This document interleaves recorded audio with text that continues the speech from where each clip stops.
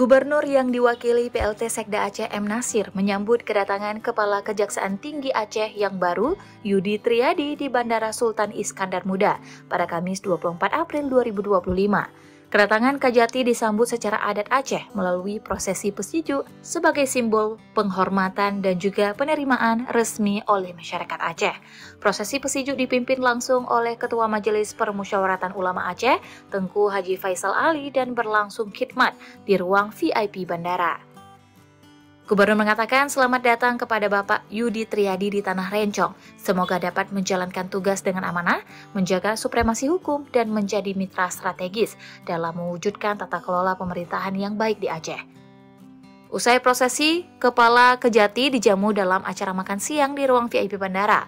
PLT Sekda Aceh M. Nasir turut menyampaikan dukungan penuh pemerintah Aceh terhadap kerja-kerja kejaksaan di bawah kepemimpinan Yudi Triadi.